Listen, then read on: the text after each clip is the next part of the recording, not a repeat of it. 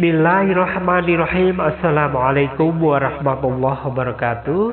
Alhamdulillah kita bertemu lagi dalam mata kuliah hubungan masyarakat atau manajemen hubungan masyarakat.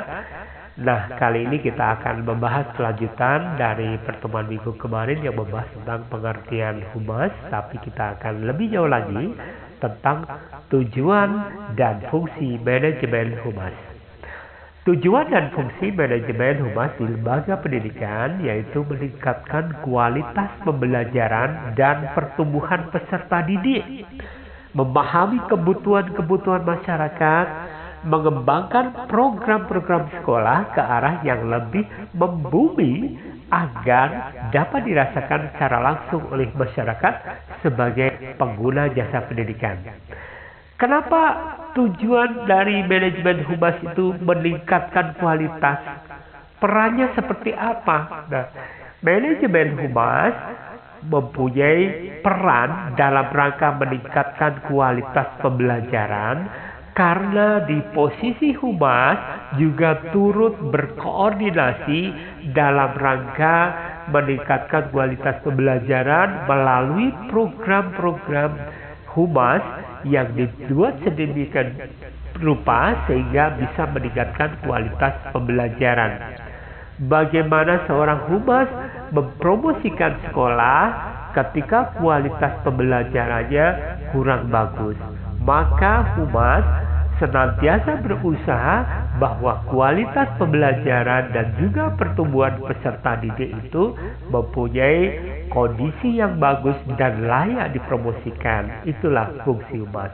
Dan bagaimana seorang humas bisa memahami kebutuhan-kebutuhan masyarakat agar mereka tidak salah memilih produk pendidikan yang ditawarkan oleh humas, maka humas pun mempunyai program-program yang disesuaikan dengan kebutuhan masyarakat.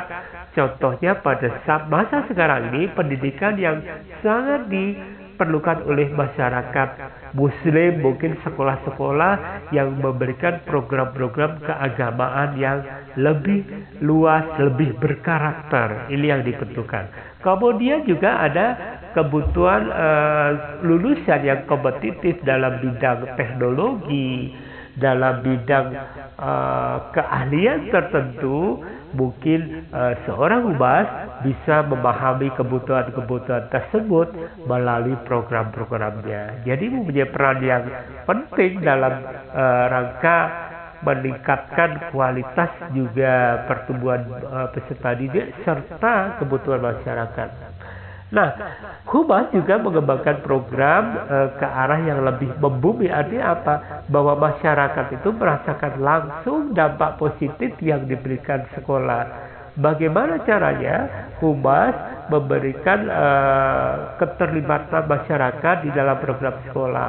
Contohnya dalam penyuluhan tentang narkoba, kemudian tentang tata tertib lalu lintas, melibatkan polisi, yang mungkin di wali murid sekolah tersebut ada profesi-profesi yang bisa dimanfaatkan untuk program-program sekolah sehingga wali murid merasa diberdayakan oleh sekolah untuk hal-hal yang positif sehingga langsung dinikmati atau dirasakan oleh masyarakat pengguna jasa pendidikan tersebut.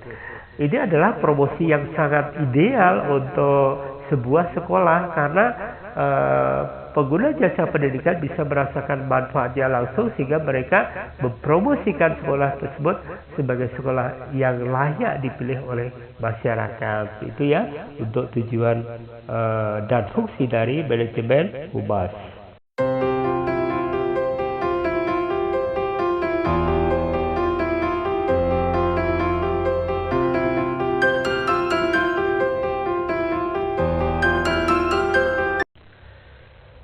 Secara fungsional, fungsi dari manajemen humas pendidikan adalah sebagai mediator.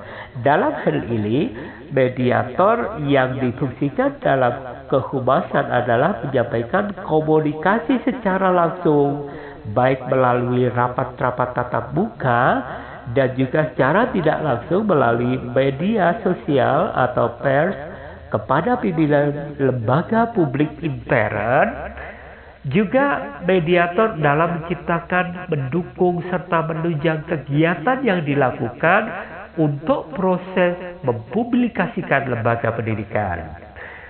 Juga fungsi dari manajemen humas ini menjaga hubungan yang baik dengan masyarakat atau publik intern dalam menciptakan image positif pada lembaga pendidikannya.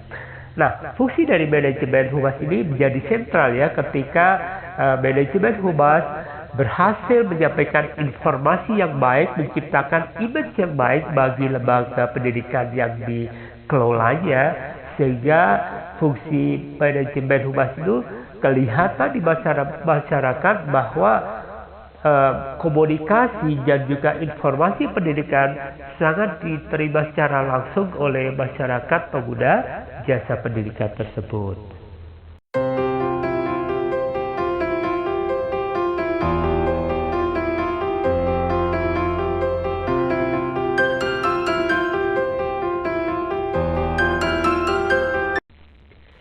Selanjutnya kita akan mengenal teknik-teknik manajemen humas dan stakeholder pendidikan. Dalam hal ini, teknik-teknik yang dilakukan humas dalam menyampaikan informasi ada yang berupa kata-kata secara tertulis ataupun lisan, melalui brosur, kemudian melalui iklan-iklan yang disampaikan melalui medsos. Juga teknik penyampaian informasi yang dilakukan humas adalah dengan perbuatan melalui pameran pendidikan, kemudian melalui pertunjukan-pertunjukan, bahkan melalui acara-acara yang dikaitkan dengan promosi sekolah. Ada juga yang berupa teknik terpadu, baik berupa kata-kata dan perbuatan, di mana di situ dipadukan antara informasi secara tertulis yang disebarkan melalui tatap muka langsung dengan acara-acara tertentu yang berkaitan dengan media promosi sebuah sekolah lembaga pendidikan.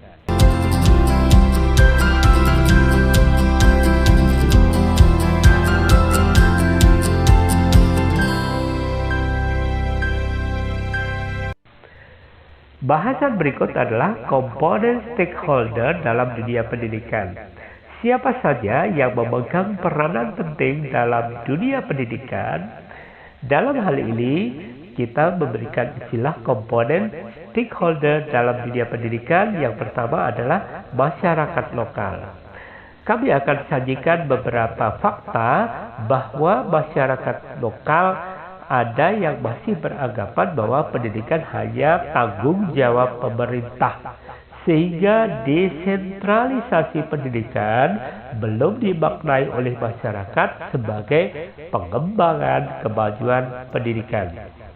Tugas humas dalam hal ini agar bisa menjawab permasalahan ini dengan program-program bahwa tujuan diadakannya pendidikan bukan hanya tanggung jawab pemerintah, tapi juga tanggung jawab masyarakat pengguna jasa pendidikan, dalam hal ini wali murid.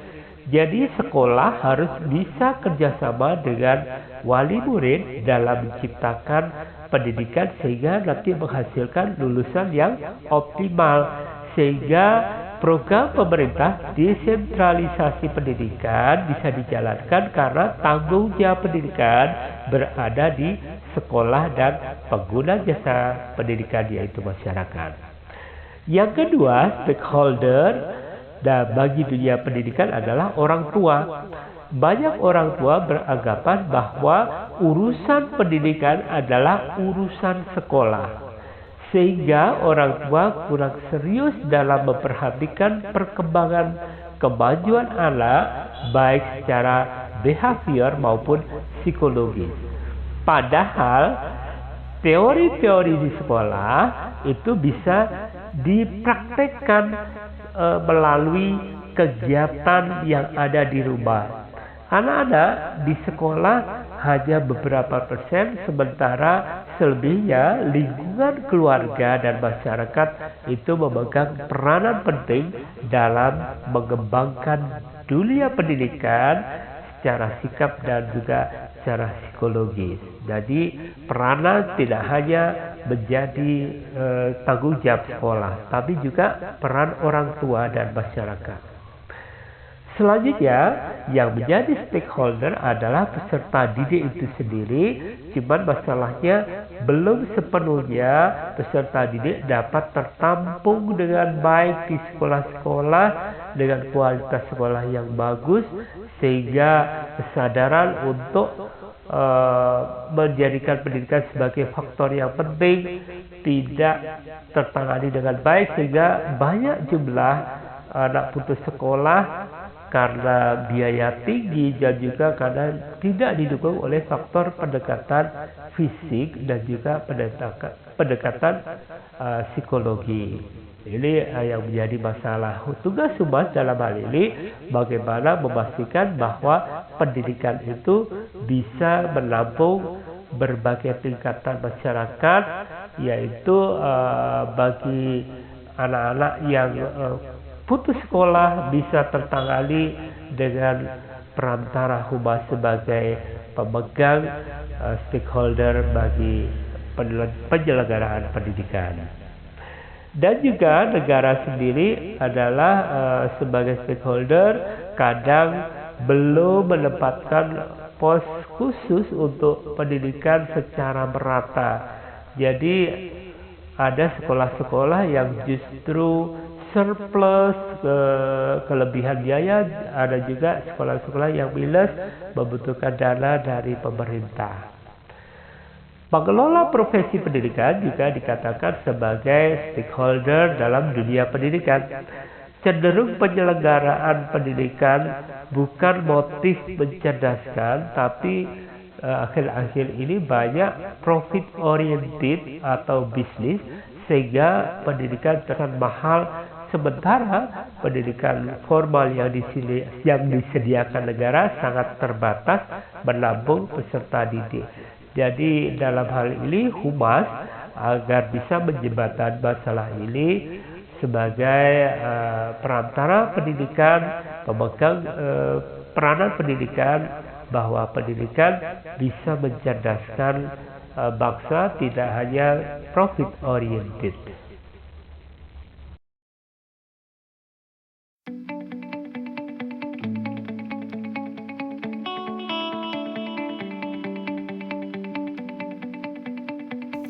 Assalamualaikum teman-teman. Nah, sebelum mulai dari video ini, kalian harus subscribe ya.